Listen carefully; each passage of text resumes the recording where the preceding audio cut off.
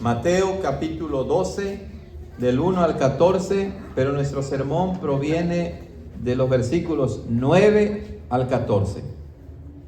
9 al 14. El Señor Jesucristo en Mateo 11, 28 y 29 dice: venid a mí todos los que estáis trabajados y cargados, y yo os haré descansar. Llevad mi yugo sobre vosotros y aprended de mí, que soy manso y humilde de corazón, y hallaréis descanso para vuestras almas, porque mi yugo es fácil y ligera mi carga. Eso es lo que dice el Señor Jesús allí, que ya hemos predicado. Y ahora vamos a entrar a Mateo 12, vamos a leer en forma alternada. Yo leo el 1, ustedes el 2, y nos unimos en el 14. Esta es la palabra santa e inspirada del Señor. En aquel tiempo iba Jesús por los sembrados en sábado, y sus discípulos tuvieron hambre y comenzaron a arrancar espigas y a comer.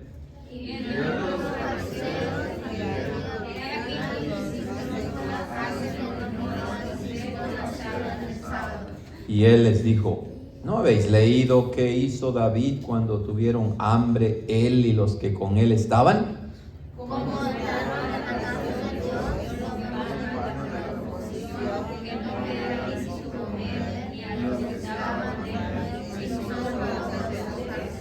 ¿O no habéis leído en la ley que en los sábados los sacerdotes profanan el sábado en el templo y son sin culpa? Mas si supierais qué significa misericordia quiero y no sacrificio, no condenaríais a los inocentes. Y aquí viene nuestro pasaje. Y partiendo de allí, terminamos hasta el 14. Y partiendo de allí, vino a la sinagoga de ellos.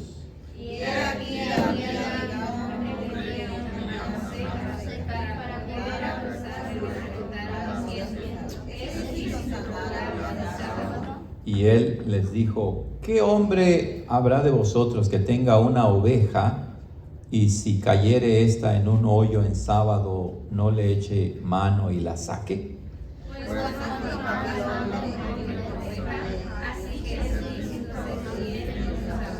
Entonces dijo a aquel hombre: extiende tu mano.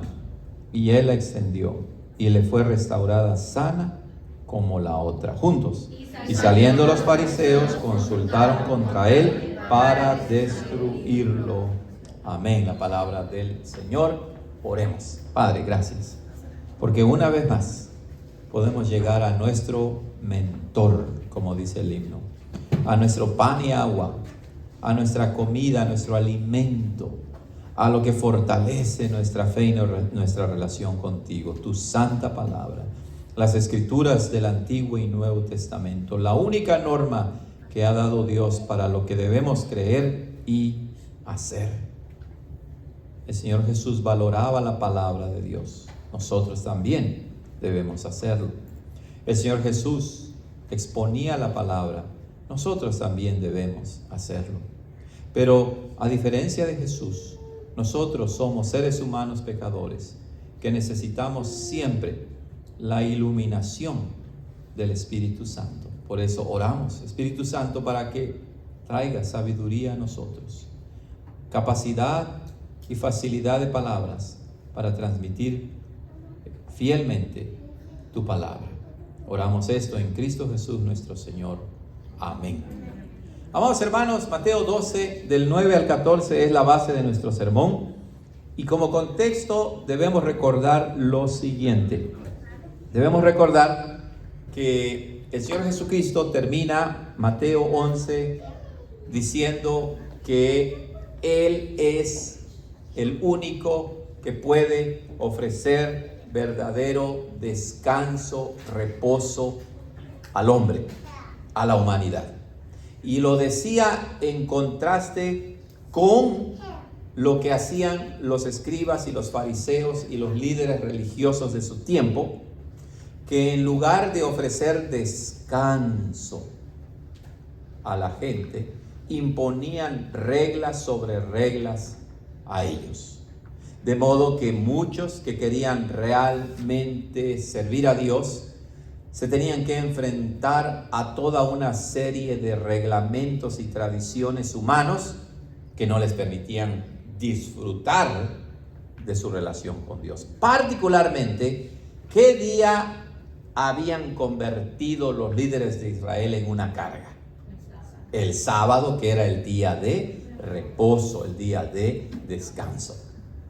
Confiamos en el Señor, ¿verdad? Que cuando venimos a la iglesia venimos alegres y no arrastrando los pies, porque cuando entres a la iglesia te van a decir: hiciste esto, hiciste lo otro, ¿te acordaste de eso? Eso ya convertiría al día de reposo en un día de trabajo, en un día de angustia, en un día de aflicción, en una carga. Pero nosotros venimos a la iglesia, o debemos venir descansando en el descanso que Cristo nos ha dado y disfrutar del día de reposo cristiano, del sábado cristiano. Bueno, Jesús dice que su yugo, dice él, es fácil y ligera mi carga. Y Mateo 12, en la primera sección que ya vimos acerca de los discípulos que estaban comiendo espigas en el día de reposo, empieza a demostrar que realmente en Jesús la gente puede encontrar reposo y disfrutar del día de reposo. Pero los judíos del tiempo de Jesús eran oprimidos por los escribas y los fariseos y los líderes religiosos.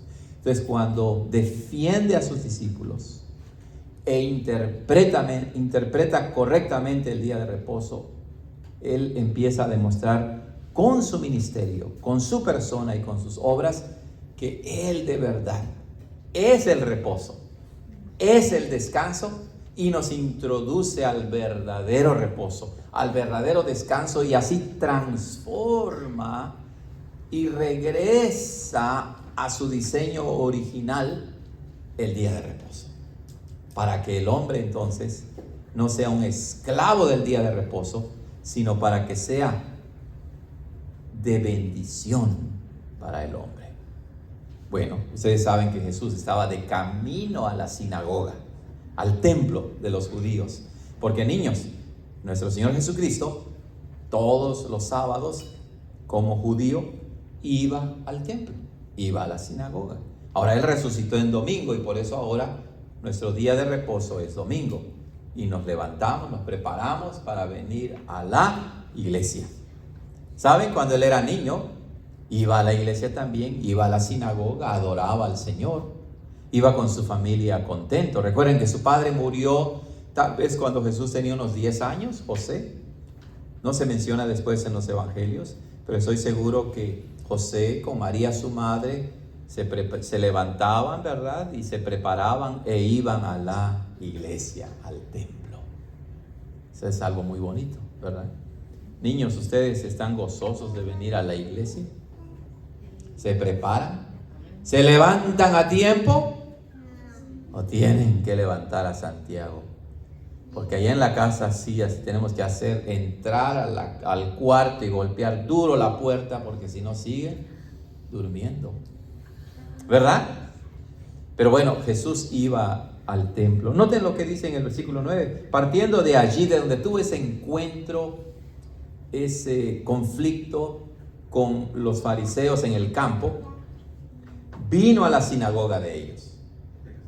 Se dirige al templo. Y ahí hay una enseñanza como entre líneas, porque Jesús pudo haber dicho: mira estos sinvergüenzas que vienen detrás de mí para acusarme, para molestarme. Ya no voy a ir a su iglesia. ¿Verdad? ¿Y él qué es lo que hace? Pues va a la iglesia, al templo, porque uno no va al templo, a la iglesia por las personas. Uno va porque ahí adoramos al Señor y se expone la palabra de Dios, ¿verdad? Él va a la sinagoga de ellos. Recuerden que cuando Mateo el evangelista escribió el evangelio, pues ya Jesús había muerto, ya Jesús había resucitado, ya Jesús se había ido al cielo, ya habían pasado varios años, de modo que le está escribiendo a una comunidad de cristianos compuesta de judíos y gentiles, y les está diciendo que Jesús no despreciaba reunirse con el pueblo de Dios. A pesar de que había pecado, Él iba. Y esa es la enseñanza para nosotros también. Debemos congregarnos. Debemos ser miembros de una iglesia. Debemos adorar en familia a Dios. Jesús llega allí y providencialmente, es decir, en la providencia de Dios, porque Él guía todas las cosas, había allí un hombre que tenía una mano seca. La expresión mano seca en el griego no da a entender que su mano estaba seca, sin agua, por así decirlo, sino da la idea de que su mano probablemente estaba paralizada, no la podía mover. Y claro, cuando una parte del cuerpo no está activo, pues cambia de color incluso, ¿verdad que sí? Cambia de color. Entonces este hombre tenía una mano seca. La Biblia no dice exactamente si era Mateo no dice si era la izquierda o la derecha, pero recuerden que en una época de hace 2000 años, en el Medio Oriente, entre los judíos, la gente sobrevivía como hasta la fecha, pero más en ese tiempo, haciendo trabajo físico en la que ineludiblemente tenían que usar sus manos. ¿Y alguien que no podía usar sus manos? ¿Que tenía una mano seca y paralizada? Si en este tiempo se batalla con conseguir el pan diario, imagínense en ese tiempo, ¿podía este hombre sustentar a su familia? Es más, no solamente eso, él era inmundo e impuro porque tenía un defecto y no era aceptado completamente en la sociedad. Él no podía ir al templo y presentarse allí porque tenía un defecto. Ritualmente este hombre no podía convivir de una manera común y corriente con los demás. ¿Y cómo creen ustedes que los líderes de la sinagoga, los escribas y fariseos lo trataban? Este pasaje nos lo va a mostrar de una manera muy clara. Había allí un hombre con una verdadera necesidad. Y esta es una idea clave en nuestro pasaje y el anterior. Los discípulos de Jesús tenían una verdadera necesidad. Y aquí vemos a un hombre con una verdadera necesidad. Esas son las obras que sí se pueden hacer en el día de reposo. No las obras que nosotros inventamos y decimos, esto de verdad es muy necesario. No. Pero cuando hay una verdadera necesidad, el día de reposo no debe detenernos para ayudar al prójimo. Y para poder acusarle le preguntaron diciendo, ¿es lícito, es legal? La ley manda, nos permite que se debe curar en sábado. Noten la actitud de estos líderes que al parecer no les importó que Jesús le dijera en el episodio anterior, en el versículo 7, mas si supierais qué significa misericordia quiero y no sacrificio, no condenarías a los inocentes. Si de algo carecían los líderes en la sinagoga, los escribas y los fariseos en este caso, era de misericordia. Y ya hemos aprendido que Jesús en todo su ministerio siempre mostró misericordia. El profeta en el Antiguo Testamento pregunta, ¿qué es lo que pide Jehová de mí? Y una de las cosas que dice es hacer misericordia, ser misericordioso. Si en la iglesia no hay misericordia, hermanos, algo está mal. Y recuerden que la palabra misericordia no es solamente cuando decimos, ay, mira, pobrecito, ay, eso incluye la misericordia, compadecerse emocionalmente de alguien que está en un estado de miseria. Pero no se queda ahí la misericordia, así eran los fariseos. Y así somos la mayoría de nosotros. Nos compadecemos, decimos, ay, mira, ay, qué triste. Pero si alguien te dice, oye, dale algo. Nuestra misericordia nada más llega a compadecerse emocionalmente de alguien. La verdadera misericordia es, te compadeces Y eso te impulsa ¿a qué? A ayudar, según tus posibilidades. Y Jesús se compadecía y ayudaba. Pero los fariseos usaron a este hombre. Lo usaron como un medio para acusar a Jesús. A ellos no les importaba la condición miserable de este hombre. No les importaba. Ellos dijeron, vamos a usar a este lisiado para acusar a Jesús.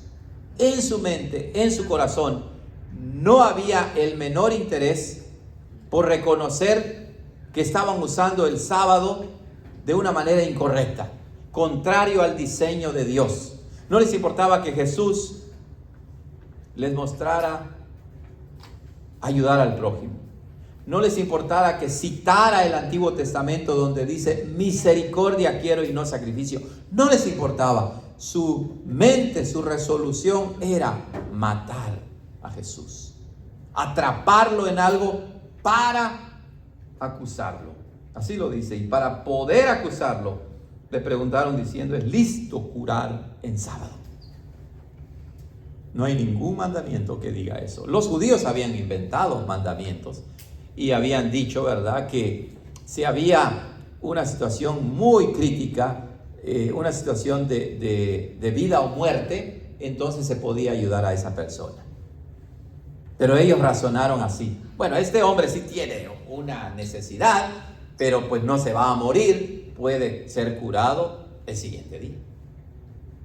No dijeron, aquí está el que puede sanar a este hombre. Aquí está el Mesías, aquí está el Hijo de Dios, quien puede dar verdadero descanso a este hombre de la mano seca. No, ellos dijeron, usémoslo para acusar a Jesús y llevarlo a la muerte. Es lícito curar en sábado, es legal, la ley nos permite curar en el día de reposo. Parece que no había una actitud ni disposición a hacer cosas buenas en el sábado, sino solamente a seguir todos los mandamientos, tradiciones y reglas que ellos habían inventado. ¿Han visto ustedes algunas series sobre los judíos ultra, es decir, muy ortodoxos o conservadores, tradicionalistas? Bueno, es interesante ver esos programas a veces porque te muestra cómo viven y la hipocresía de muchos, obviamente, que salen a la calle y muestran que son muy piadosos, pero dentro de la casa es bien complicado seguir todas las minucias de la ley para guardar el día de reposo. Es que Dios nunca diseñó así. Mateo no lo dice, pero el evangelista Marcos nos dice que el hombre no fue hecho para el día de reposo en el sentido de que el día de reposo oprima al hombre, sino el día de reposo fue hecho para el hombre. Es decir, Dios diseñó este día no para ser oprimido, sino para disfrutar del descanso que Dios nos da. Y les dijo Jesús, ¿qué hombre habrá de ustedes que tenga una oveja y si cayere en un hoyo en sábado no le eche mano y la saque? Para los judíos las ovejas eran muy importantes. Les proveía lana que se convertía en ropa, ¿verdad? Niños, ustedes han visto los sheep, a veces cuando están manejando, ¿verdad? Por aquí y por allá hay muchos borregos. Y los borregos, a diferencia de los chivos, es que tienen mucha lana, ¿verdad? Y de esa lana viene su ropa. Bueno, no toda la ropa, ¿verdad? De esa lana viene la lana de dinero, pero también viene la ropa. Cuando dicen que es de lana, ¿verdad? Como el algodón también, dicen que es de algodón. Bueno, además los judíos podían comer las ovejas, al igual que nosotros, y además las ovejas eran animales sacrificiales, se usaban para los sacrificios. Además, una oveja podía proporcionar leche también a su dueño, a la familia. ¿Recuerdan la parábola de Jesús del hombre pobre que tenía una ovejita y el hombre rico que tenía muchas? Y el hombre rico recibió una visita y en lugar de matar una de sus muchas ovejas mató la única ovejita del hombre pobre? Entonces, las ovejas eran animales importantes allí, pero al fin y al cabo eran animales. Y Jesús dice, bueno, si una de sus ovejas se cae en un hoyo, y noten que aquí Jesús no dice una de sus ovejas, dice, si alguno de ustedes tiene una oveja, parece que da a entender que es la única oveja que tienes, es importante para ti, y si se cae en un hoyo, aunque es un animal, si se cae en un hoyo el mismo sábado, el día de reposo, no la dejas en el hoyo, sino la sacas. O sea, si puedes hacer misericordia a un animal, la debes hacer a un hombre, a una mujer. Ahí está el hombre de la mano seca, rogando que el Señor lo cure, lo sane, para que pueda ser reintegrado a su familia, a la sociedad, a la adoración en el templo, porque todos los judíos tenían el deseo de ir a adorar ¿a dónde? Al templo grande en Jerusalén. Recuerden que en ese tiempo Jesús, ¿dónde está? En el norte, en Galilea. Pero nadie piensa en ese pobre hombre. Y Jesús les dice, ustedes tienen más misericordia de un animal que de un hombre. Ahora, ¿es malo tener misericordia de los animalitos? No, ¿verdad? Hay que ser bueno con los animalitos. Si tú tienes un perrito, pues no le vas a dar una patada que vaya volando de aquí hasta la puerta, ¿verdad? Porque eso sí sucede, ¿no? Cuando estamos enojados, golpeamos a los animales, y el libro de Proverbios dice que el hombre bueno no maltrata a su bestia. ¿Saben, niños? Una vez mi papá me platicó algo. Santiago, oye esto. Una vez mi papá me platicó que allá en el rancho, en el pueblo, había un señor que tenía un caballo. Pero este señor se emborrachó y entonces quiso montar el caballo, y el caballo de alguna manera no quiso, ¿verdad? Se rebeló y sacó su machete. Y a la luz del día, frente a todos, ¿saben qué hizo? Cortó al caballo. Vivo le empezó a dar con el machete. Mucha gente hace eso. Pero también hay el otro extremo. ¿Cuál es el otro extremo?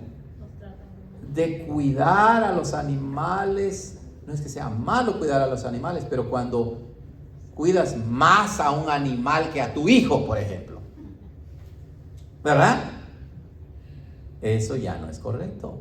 Los animales son creación de Dios, pero el hombre es imagen y semejanza de Dios. Y Jesús le dice, ¿que ustedes no van a ayudar a su ovejita? ¿La van a dejar allí, en el hoyo? Versículo 12. Pues ¿cuánto más vale un hombre que una oveja?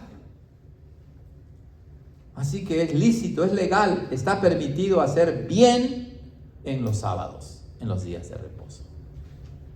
Jesús les muestra su hipocresía, ¿cierto o no? Les muestra su contradicción, que ellos no les importaba obedecer el sábado como Dios lo diseñó originalmente. Lo que ellos querían era matar a Jesús. Eso querían. Eso querían. ¿Cuánto más vale un hombre que una oveja? Claro, el hombre tiene más valor que un animal.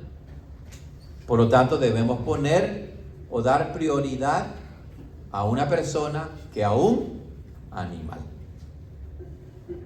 El Señor Jesús les dice, bueno, entonces si tienen misericordia de los animales, ¿no debemos tener misericordia de este hombre? ¿Y qué es lo que vemos entonces en la interpretación que Jesús hace de la ley?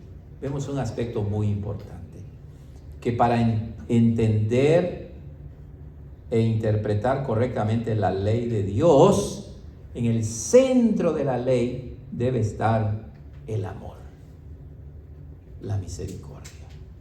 ¿Se acuerdan cuando otro doctor de la ley le preguntó a Jesús cuál es el gran mandamiento en la ley? ¿Cómo empezó Jesús? amarás a Dios y a tu prójimo. El que hace esto, dice Jesús, ha cumplido la ley. Entonces, si somos cristianos y no tenemos amor, somos como címbalo, como lata que solamente hace ruido y nada más. Es todo. En el centro de nuestra vida, en el centro de nuestra familia debe reinar el amor. Sí, hermanos. Así debe de ser. ¿Y cuánto hemos fallado, cierto o no? En la iglesia debe reinar el amor, la misericordia, no la discordia, no los conflictos, no los debates como aprendimos el viernes. No estar ahí mirando a los demás y criticando y despreciándolos y condenándolos. No, debe reinar el amor. Claro, cuando hay algo que debe corregir, se corrige. Pero también se debe hacer con amor y misericordia.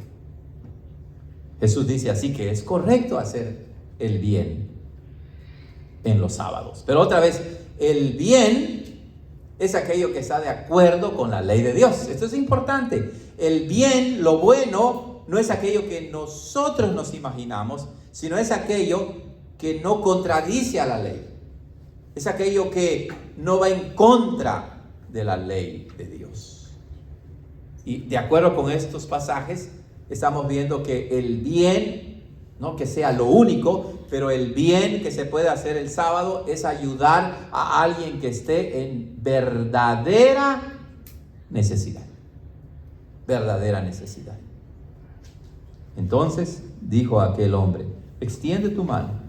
Y él la extendió y le fue restaurada sana como la otra. Piensen en el hombre de la mano seca. No se dice más nada de él, ¿verdad? Mateo no dice ninguna otra cosa de él. Pero cuando Jesús le dice extiende tu mano, el hombre, ¿qué hace? Recuerden que estaban los escribas y los fariseos allí que estaban mirando a este hombre, como aprendemos del otro hombre que Jesús sanó. Era ciego, que ya tenía más de 40 años, que no caminaba, ¿verdad? No caminaba. ¿Qué le hicieron los sacerdotes, los escribas y los fariseos? Lo expulsaron de la sinagoga, y ese acto era simbólico de que ya no pertenecía al pueblo de Dios. Entonces, este hombre con la mano seca realmente se enfrentaba a un dilema. ¿Creerá más a los escribas y a los fariseos con sus leyes agobiantes? ¿O creerá más en Jesús, que interpreta correctamente la ley de Dios? ¿Y qué fue lo que hizo el hombre? Extendió la mano, ¿verdad? Seguramente cuando le dijo el Señor Jesús, extiende la mano, tuvo que hacer ¿qué? Pues esto, ¿verdad? Y ahí extiende la mano, confiando ¿en quién? En Jesús. Confiando en que Jesús lo podía curar, lo podía sanar, lo podía restaurar. ¿Crees tú que Jesús te puede curar? ¿Crees tú que Jesús te puede restaurar? Qué buena pregunta. ¿Creemos que Jesús puede restaurar a Filiberto? ¿Creemos que Jesús tiene el poder para ayudarte en tu necesidad? ¿Tienes necesidad? ¿Verdad que sí? A veces ni siquiera nos damos cuenta de nuestra necesidad, porque nuestras necesidades son las que Dios dice que son verdaderas necesidades. Porque en esa sociedad en que vivimos nos creamos nuestra necesidad. Ay, mi necesidad es que no tengo Apple 15 o algo así, ¿no? Tengo el 14 pero no tengo el 15, y entonces me agobia porque es una gran necesidad. ¿Eso es verdadera necesidad? No. Me agobia porque mi zapato no me costó $500, me costó $200. Estoy dando ejemplos burdos, ¿verdad? Pero creamos falsas necesidades. Pero si tú crees en Jesús, en una necesidad verdadera, Él te ayuda y te fortalece. Pero recuerda, no es algo mágico. El hombre de la mano seca, entre líneas, está allí. Tuvo que poner su confianza en Jesús aún yendo en contra de los escribas y los fariseos que lo iban a expulsar de la sinagoga. Pero él dijo, vale la pena por Jesús. Saliendo, vean cómo dice, y él la extendió y le fue restaurada sana como la otra. Mateo quiere dejar bien claro que la sanidad de Jesús no es como la sanidad de los falsos profetas y hay falsos apóstoles y sanadores del día de hoy, que en una reunión allí se emocionan y te dicen, te sano, y al otro día sigues enfermo y dicen, es que no tenía fe. O la sanidad que yo le di va a ser poquito a poquito. Dice que en ese momento su mano le quedó sana como la otra. Es una expresión para decir, ¿verdad? Su mano inmediatamente en el acto quedó sanada, curada, al igual que la otra mano. Y ahora sí, este hombre ya tenía dos manos. Ya tenía los medios, ¿para qué? Para trabajar, para ganarse el sustento. Eso es lo que Jesús hace con nosotros. Nos reinstaura a la relación correcta con Dios y también a la relación correcta con nuestra familia. Porque a veces teniendo las dos manos y los dos pies, no aportamos, ¿verdad? No somos útiles en la familia. Pero cuando Cristo nos restaura, restaura nuestra vida en todos los aspectos de ella. Bueno, ¿cómo reaccionas tú ante Jesús? Aquí tenemos una respuesta. Versículo 14, y saliendo los fariseos, consultaron contra él. ¿Para qué? Para destruirlo, para matarlo. No hay neutralidad, amados hermanos. No puedes ser indiferente a Jesús. O lo aceptas o lo rechazas. O quieres vivir oprimido con tus propias reglas como los fariseos. O dices, Señor, dame tú el descanso. Dame tú el reposo. Y cuando hacemos eso, Él realmente cambia nuestra vida. No es algo mágico, pero poco a poco empezamos a ver el verdadero cambio y descanso que Jesús nos ofrece. Amén. Vamos a orar. Señor, gracias por esta mañana y la bendición de meditar una vez más en tu palabra. Ayúdanos, Señor, a amarte por encima de todas las cosas y confiar en que tú nos das el descanso, el reposo temporal y eterno. En tu nombre lo pedimos. Amén. Muy bien, hermanos, vamos